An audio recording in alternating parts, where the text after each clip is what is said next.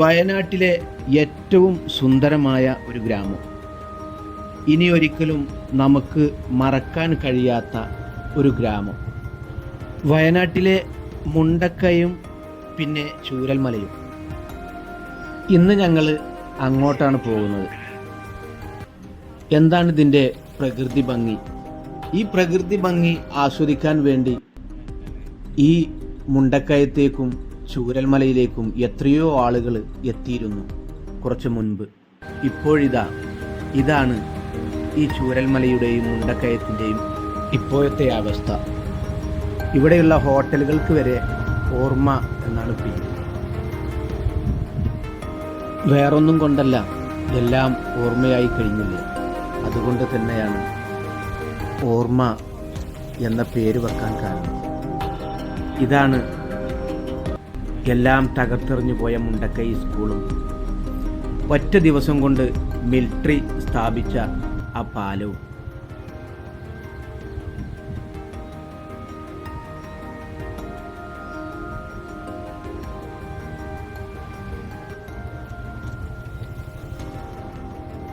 ഈ ചൂരൽമല അങ്ങാടിയിൽ എത്രയോ കടകളുണ്ടായിരുന്നു, എത്രയോ വീടുകളുണ്ടായിരുന്നു. ഇതെല്ലാം നമ്മുടെ പിഞ്ചു മക്കൾ പഠിച്ച സ്കൂളിൻ്റെ വെറും അവശിഷ്ടങ്ങളാണ്.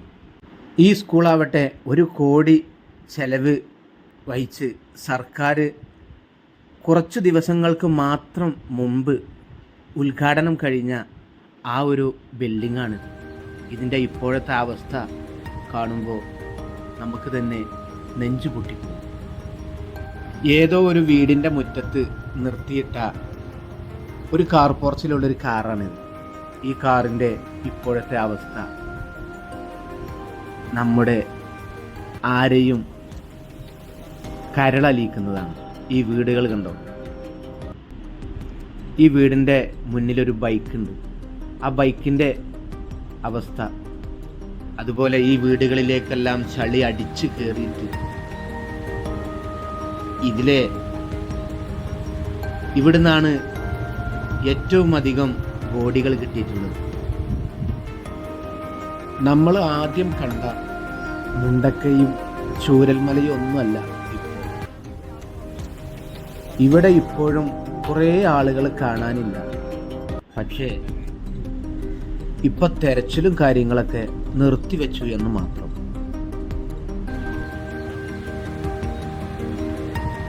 ഈ ഒറ്റ ദിവസം കൊണ്ട് മിലിറ്ററി ഉണ്ടാക്കിയ ഈ വേലി പാലത്തിൻ്റെ മുകളിലൂടെയാണ് ഇപ്പോഴും അങ്ങോട്ടുള്ള വാഹനങ്ങൾ പോകുന്നതും വരുന്നതും. അങ്ങോട്ടുള്ള ഗതാഗതം തന്നെ മെയിനായിട്ട് ഇപ്പോൾ ഇതാണുള്ളത്. നമ്മൾ ആ കാണുന്ന ഏറ്റവും മുകളിൽ ആകാശത്തന്നോണം കാണുന്ന ആ ഒരു ആ പൊട്ടിയ സ്ഥലത്ത് നിന്നാണ് ഈ ഉരുൾപൊട്ടി ഈ ചൂരൽമലയെ ഒന്നടങ്കം അടർത്തിയെടുത്തത്. അന്ന് രാത്രി അവർ കിടന്നുറങ്ങുമ്പോഴൊന്നും അവർ കരുതിയിട്ടുണ്ടാവില്ല ഇത്രയും വലിയൊരു മഹാമാരിയാണ് ഈ ചൂരൽമലയെ ലക്ഷ്യമിട്ട് വരുന്നത് എന്ന്. ആ സ്കൂളിൻ്റെ ഇപ്പോഴത്തെ അവസ്ഥയാണ്. ഇവിടെയൊക്കെ ധാരാളം വീടുകളുണ്ടായിരുന്നു, കുറേ മനുഷ്യരും. ഇപ്പോൾ അതൊന്നും ഇല്ലാതായി.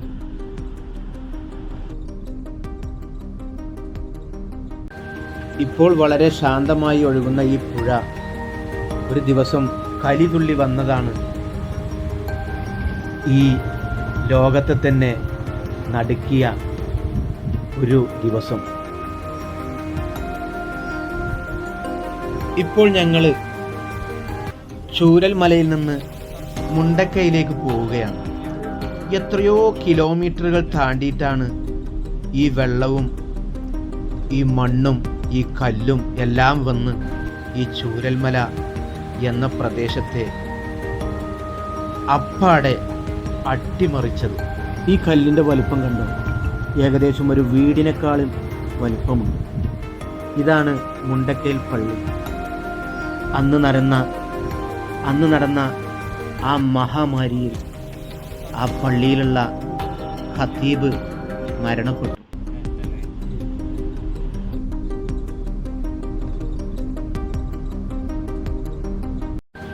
ഇവിടെ ആ കാണുന്ന ഏറ്റവും മുകൾ ഭാഗത്ത് അവിടുന്നാണ് ഉരുൾപൊട്ടി ഇങ്ങോട്ട് വന്നിട്ടുള്ളത്. കണ്ടാല് ആകാശത്തെങ്ങാനും പൊട്ടി വീണതാണെന്നേക്ക്.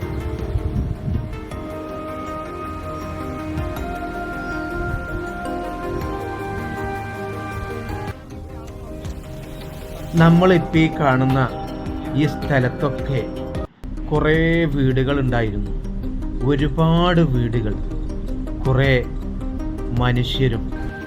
അവരൊന്നും ഇപ്പോഴില്ല.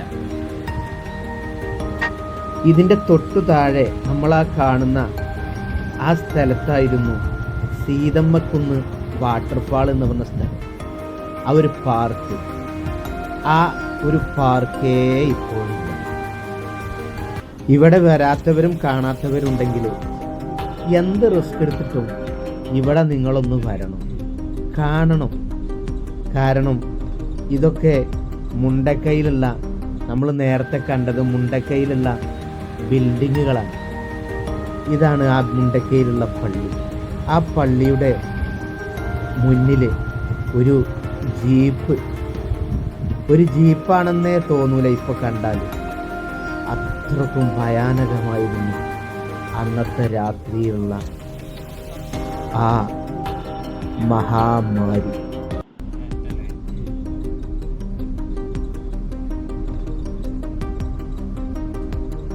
മുണ്ടക്കൈ അങ്ങാടിയായിരുന്നു.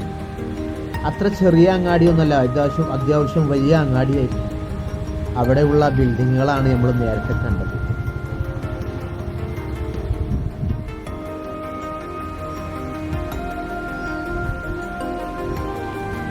ഏറ്റവും കരളരിയിപ്പിക്കുന്ന ഒരു വിഷയം എന്ന് വെച്ചാൽ ഈ കാണുന്ന തറ കണ്ടോ? ഈ കാണുന്ന തറ ഇവിടെ ഒരു കുടുംബത്തിലെ 9 പേരും മരിച്ചുപോയി. ഒരാൾ ഗൾഫിൽ നിന്ന് വന്നപ്പോൾ അദ്ദേഹത്തിനെ നിങ്ങൾ ഓർക്കുന്നുണ്ടാവും. അദ്ദേഹത്തിൻ്റെ വീട് നിൽക്കുന്ന സ്ഥലമാണ്. ഇപ്പം അവിടെ അങ്ങനത്തെ ഒരു അടയാളമേ ഇല്ല.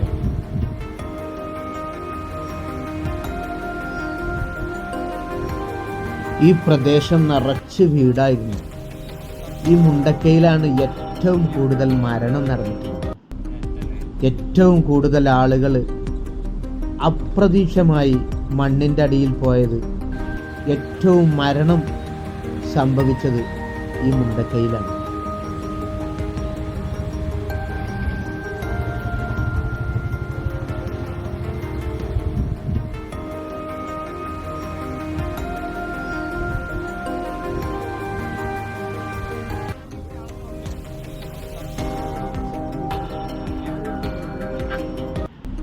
പിന്നെ ഞങ്ങൾ പോയത് ഈ തകർന്നടിഞ്ഞ വീടിൻ്റെ അവശിഷ്ടങ്ങളും ഒക്കെ ഒന്ന് കാണാൻ വേണ്ടി അതിൻ്റെ ഉള്ളിലേക്കാണ് പോയത്. അതിൻ്റെ ഉള്ളിൽ പോകുമ്പോൾ എന്താണ്, ഞാനൊന്നും പറയുന്നില്ല, നിങ്ങളൊന്ന് കണ്ടു നോക്കും. ഓരോരോ വീടിൻ്റെ അകത്തളങ്ങളിലുള്ള അവസ്ഥ.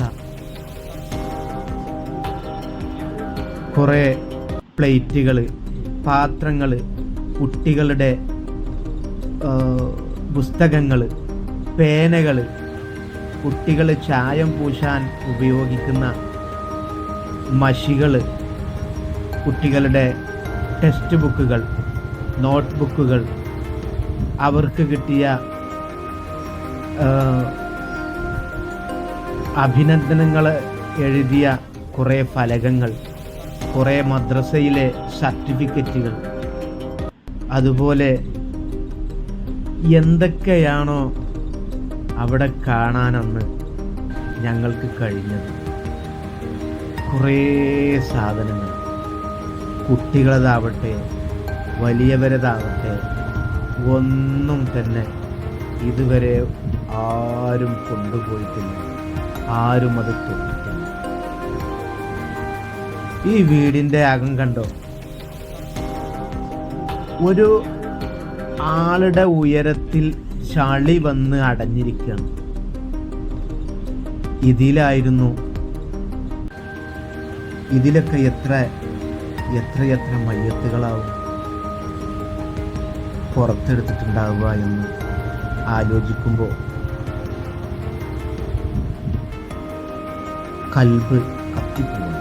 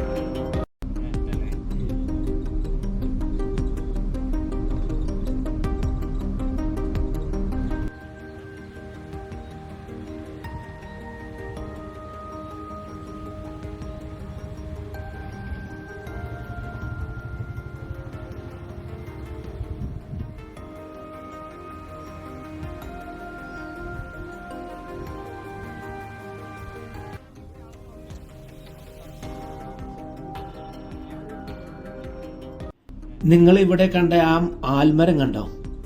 ആ ആൽമരത്തിൻ്റെ തൊട്ട് താഴെയായിരുന്നു ഇവിടെ ഉണ്ടായിരുന്ന ശിവക്ഷേത്രം.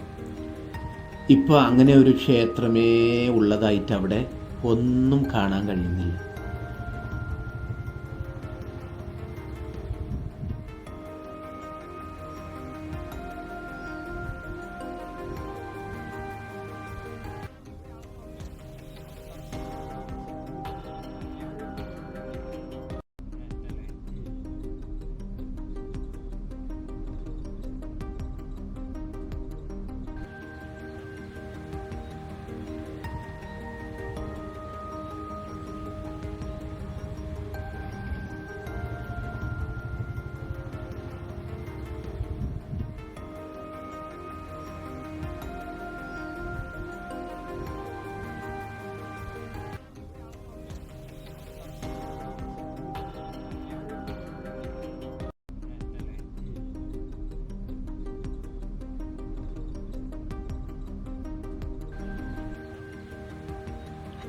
ഇനി ഞങ്ങൾ പോവാൻ നിൽക്കുകയാണ്.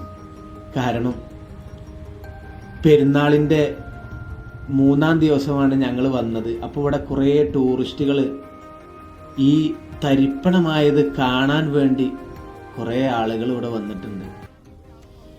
അവർ ഈ അറിയിപ്പുകളും ഈ ബോർഡുകളും ഇതെല്ലാം കണ്ട് ഇവിടെ ഇങ്ങനെ നിൽക്കല്ലാതെ ഈ പാലത്തിൻ്റെ അപ്പുറത്തേക്ക് ഇവിടുന്ന് പോലീസുകാർ വിടുന്നില്ല. അപ്പോൾ അവരോട് എല്ലാവരോടും സലാം പറഞ്ഞ് ഞങ്ങൾ നാട്ടിലേക്ക് മടങ്ങി. അപ്പോഴും ഞങ്ങളുടെ പ്രാർത്ഥനയിൽ ഇതായിരുന്നു: നാഥ, ഇതുപോലത്തെ ഒരു മഹാമാരി വീഡിയോ ചെയ്യാൻ ഇനി ഞങ്ങൾ ഈ ചൂരൽമലയിലേക്ക് വരുത്തരുത് എന്ന പ്രാർത്ഥനയായിരുന്നു. അടുത്ത വീഡിയോയിൽ വീണ്ടും കാണാം. Okay, good bye.